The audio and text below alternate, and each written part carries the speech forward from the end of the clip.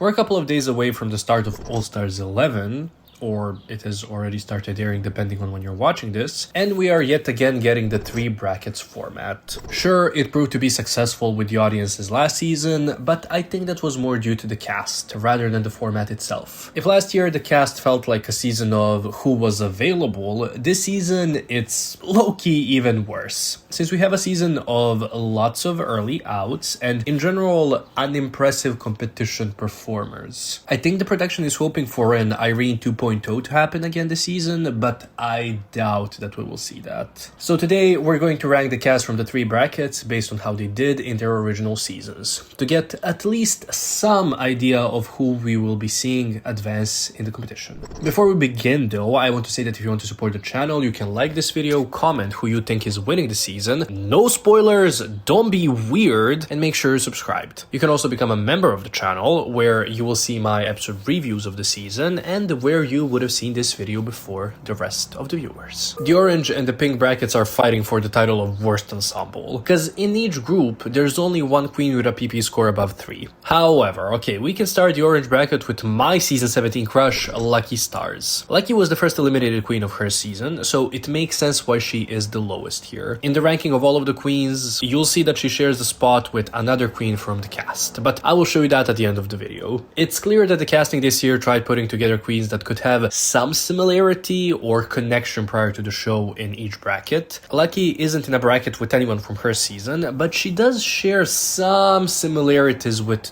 Dawn in that they both have these out-of-the-box aesthetics. To be honest, I don't see her advancing further in the competition, but I would love seeing her nonetheless. Next, it's Morphine love Dion. So my unpopular opinion was that I did not like Morphine on her season. I'm also very open to admitting that I just don't get it when it comes to the love that she gets from the fans. However, I do think that she will do a little better this time around in the competition, and maybe she will be one of the queens advancing further in the competition, but I wouldn't bet on it. Next, it's a surprising casting of Mystique Summers Madison. She is, or rather was, the last eligible queen from season 2 to be cast on an all-star season. Of course, excluding Tyra, but like, you know, she's never gonna be on the show again. Mystique wasn't really impressive as a competitor on season 2. However, she was a very important character on there. Her little feud with Raven and Morgan, whom she's here with in the bracket, which I think was a good decision, and the blatant fatphobia from production itself are what has stuck in my mind since watching season 2 for the first time a decade or so ago. I feel like she might have a redemption of her character in a way, but I don't know about her as a possible contender for the crown. Next up, it's Morgan McMichaels, the first queen so far with a Maxi Challenge win, and trust me, there's very few of them here. Morgan is unhinged, and I love her for it. The fact that her strategy on All Stars 3 was, hey, I know we just started the competition, but I want you to know that I will eliminate the best competitor, and actually, I will also shoot you once the cameras are off. That was insane, and I love that. I hope we get that Morgan back, but I don't think that she will advance further from her bracket. Dawn is up next, and I think that she's also going to be a surprise this time around. She didn't seem very competitive on her season, but she also never really flopped. She just kind of existed during season 16, and with this weaker group of queens, maybe she will advance further. I really like Dawn, and I hope that she brings us some good Pokemon-inspired runways on All Stars 11. That Jinx look still gives me nightmares. The highest placing queen here is someone who actually quit their original All-Star season, kind of. It's Akira Chanel Davenport. Yeah, you know it's bad when the strongest competitor in your group is a queen that was the least important member of her 4 or 5 person clique on her original season, and the biggest flop of her first All-Star season. Am I being a little harsh? Yes, I am. But it is because I'm so baffled by the casting for this season, and by the bracket distribution. The pink bracket, like I said, is no better than the orange one. Why isn't Akira in this bracket with Silky? There's clear history there. Put Crystal Methyd in the first bracket to have 3 queens with unconventional aesthetics and 3 queens with more conventional aesthetics in drag, and you will have yourself a story there. And then you put Akira and Silky together in a bracket because they competed on 2 different seasons against each other. There's such an easy story there. Anyway, okay, the ranking. So in the last place out of these 6 is Vivacious from season 6. Actually, Vivacious has the weakest track record of any queen on this season, and maybe even out of any queen that's ever been on All Stars. Don't get me wrong. It's great that the queens from these single-digit seasons are getting a chance to shine, and especially a legend like Vivacious, but we do kind of watch Drag Race for the suspense of who's going to win and who's going to get eliminated, and I feel like with Vivacious, there's not much suspense on how she's going to do. But she will be a lovely fixture nonetheless. Her season 6 sister, who actually took her out of that season, is next. April Carrion. And all I'm gonna say for her is... remember how she said that she was going to win All-Stars 2 at the Season 6 finale? Yeah. Speaking of someone who's definitely not winning anything but the award for the worst runways in the history of the show, it's Salina EsTitties. She's in this bracket with her Season 15 sister Aura Mayari, so there's direct conflict there. But like, I could have lived without seeing Salina on an All-Star season. Yes, I am glad that these girls are getting booked, that they're working and all of that, but from a viewer standpoint... Nah. However, from a Gooner standpoint, Aura Mayari, thank you guys so much. Thank you, production, for putting her on this season. Thank you. What a once-in-a-lifetime crush for me, personally. She's absolutely going to win the season, and if that does not happen, it's AI and it's fake, and yeah. To be fair, I actually don't think that she'll be one of the queens advancing further in the competition, because, like, she's in the bracket with Crystal and Silky, and I think the production and those two queens have more to gain from going forwards in the competition. So, yeah, I don't think we will be seeing Aura for longer than 3 episodes. Oh, and speaking of Crystal, the boner I showed us having for Aura is what Rue will be having for Crystal this entire season. I don't think you all are ready for that. How will Rue wanting to fuck Crystal impact the competition this time around? I don't know.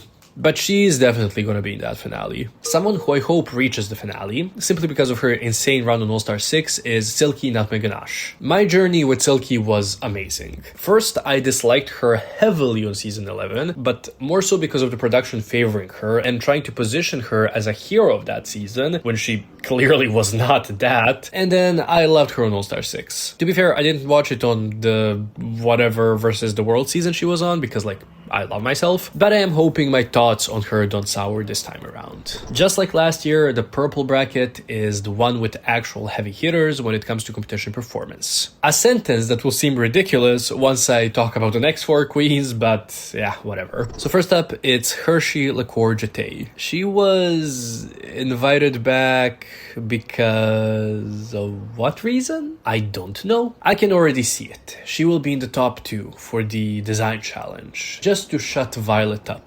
And that will be all for her this season. Prove me wrong. The next queen that I actually hope stays until the end of the season because of how good she looks out of drag, and yes, I am a very shallow person for saying that, it's Joey J. So my actual unpopular opinion on Joey is that she should not have been in the bottom 2 for the bag ball on season 13, and in fact, her Poison Ivy look is one of the best and most clever looks of that episode. You'll just hate her because of her lesbian haircut in drag. And speaking of lesbians with bad haircuts, it's Jasmine Kennedie. That did not make sense. I don't even know if she's a lesbian, but whatever. In the least offensive way possible, I hope Jasmine is not one of the queens that advances to the next portion of the competition, because her energy of always needing to be the loudest in the room can be very exhausting. She was low-key the protagonist of season 14, so I'm pretty sure she'll be the most important character of her group as well, and I need her to provoke Kennedie into having a fight. Someone who I'm glad to see back, but who I'm very much sure will not do much in the competition, is Shuga Cain. Shuga is one of those mid-season eliminations in a season that does not do much in the competition, but that is a very nice addition to the cast. Even though I do know I shouldn't expect much from her, I will always be happy to see Native American representation on a show that's filmed and aired in America. A novel concept, I know. I love that Sam Starr's casting this season is the most controversial one, solely because of a possible lie told by Corey King.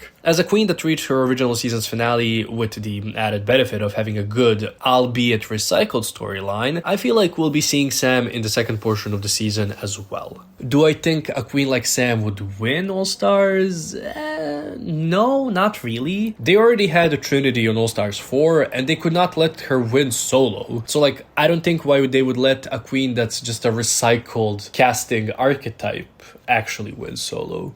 You know what I mean? And we saved the best for last. But quite literally, the queen with the best track record on her original season, someone who has already reached the finale on an earlier All-Star season, Kennedie Davenport. Is this going to be another Ginger situation? To be honest, I don't think so. Ginger and Raja O'Hara got their season's wins kind of like an apology for the robbery that they experienced on All-Stars 6. Kennedie didn't really suffer a similar fate on All-Stars 3, so I don't think the show will go out of its way to help her win. However, will Kennedie be in the second part of the competition?